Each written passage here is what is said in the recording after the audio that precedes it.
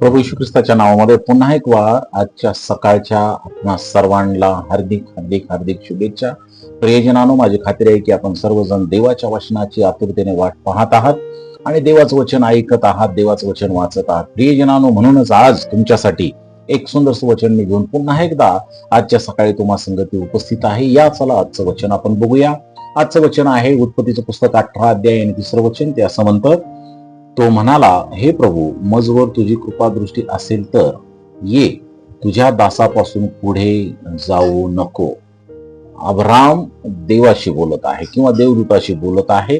जेव्हा अब्रामाला देवदूताचं दर्शन झालं त्यावेळेस आणि तो त्याच्या घरी आला, त्याच्या ठिकाणी आला, त्यावेळेस अब्राम काय म्हणत आहे यावरती खूप महत्वाचा विचार आज आपण करणार आहोत. प्रियजनानो, आम्ही पाहतो की देवाच्या उपस्थितीची आस या ठिकाणी आपण पाहणार आहोत. देवाची उपस्थितीची जी अपेक्षा आहे, आस आहे, ते आम्ही पाहणार आहोत. उत्पत्ती 18 मध्ये अब्रामाला प्रभू भेटलेला सांगण्यात आलेला आहे. परमेश्वराची त्याची भेट झालेली आहे आणि मग प्रभूला ज्यावेळेस त्यानं पाहिलं, प्रभूला पाहताच अब्राम नम्रतेनं त्याच्या जवळच गेलेला आहे.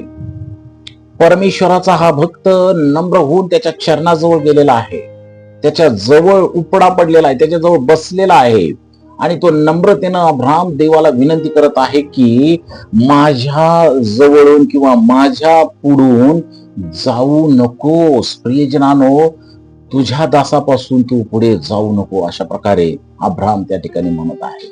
किती सुंदर अब्राम आपल्या घरामध्ये देवाला राहण्यासाठी विनंती करत आहे.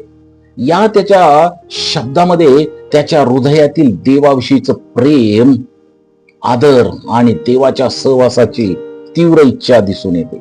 देवाच्या सहवासाची इच्छा अब्रामाने इथं धरलेली आहे. अब्राम म्हणतो की पुढे आता जाऊ नको, एकदा तू माझ्या घरात आलेला आहेस, आता पुढे जाऊ नको, फक्त जाऊ नको माझ्यापासून. आणि प्रियजनानो, अब्राम त्याला आपल्या संगतीच राहण्याची विनंती करत आहे आणि यातून दिसून येतं की अब्रामाला देवाबरोबर राहण्यामध्ये किती आनंद आहे. आजही प्रियजनानो, विश्वासणाऱ्यांनी अब्रामाप्रमाणे देवाच्या उपस्थितीची आस धरली पाहिजे. देव ऑलरेडी इमॅन्युएल आहे. प्रभू येशू ख्रिस्त म्हणजे इमॅन्युएल, म्हणजे आम्हा बरोबर देव, आम्हा सानिध्यात देव. परमेश्वरानं आमची निवड केलेली आहे, परमेश्वर आमच्या मध्ये आहे, परमेश्वर आमच्या मध्ये उपस्थित असतो. पण काय प्रश्न हा आहे का आम्ही त्याला पुढे जाऊ देत आहोत की आम्ही त्याला आमच्या जवळ धरून ठेवत आहोत.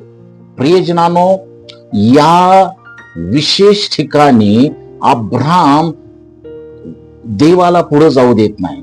आज आम्ही देवाला पुढे जाऊ देत आहोत. आमच्या चुकीच्या वागणुकी, आमच्या वाईट व्यसनं, आमची वाईट वागणूक, वर्तणूक आणि देवाच्या वचनाला मान सन्मान न देणं, चर्चमध्ये उपस्थित न राहणं, याद्वारे आम्ही परमेश्वराला म्हणत आहोत की देवा आमच्या पासून तू निघून जा. आणि मग देवच जात नाही तर देवाचे आशीर्वाद सुद्धा आमच्यापासून निघून जातात. प्रियजनानो, काय आम्ही आज अब्रामाप्रमाणे म्हणत आहोत काय की देवा माझ्या पुढून कृपा करून तू जाऊ नकोस. प्रियजनानो, जीवनात संपत्ती, मान सन्मान किंवा यश यापेक्षा देवाची उपस्थिती खूप खूप खूप मौल्यवान आहे. कारण देव आपल्या बरोबर असेल तर परमेश्वराचं मार्गदर्शन, शांती, संरक्षण आणि आशीर्वाद हे त्याच्या भक्ताला मिळतातच. म्हणून देवाच्या भक्तांनी एकदा देव आपल्या जवळ आल्यानंतर देवाला जाऊ दिलं नाही पाहिजे. आमच्या वागणुकीद्वारे परमेश्वर आमच्यापासून कदाचित दूर जाऊ शकतो, ते आम्ही करू नये. अब्रामाने प्रभूचे स्वागत अगदी आधारतिथ्यानं केलं होतं. प्रियजनानो, त्याला खूप आनंद झालेला होता. त्याला त्याच्या घरामध्ये देव उपस्थित राहिल्यामुळं अत्यंत मोठ्या आनंदानं त्याचं जीवन भरलेलं होतं.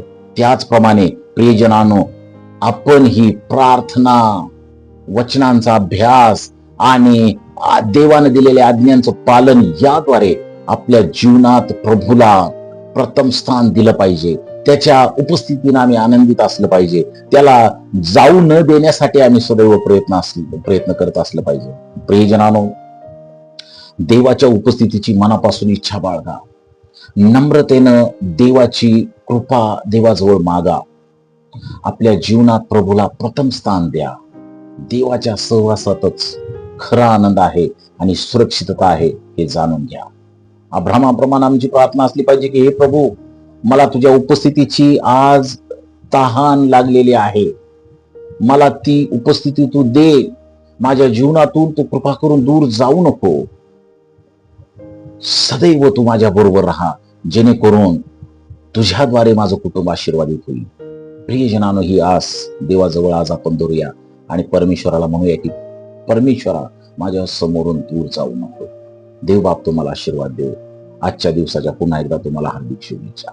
आमेन. May God bless you all.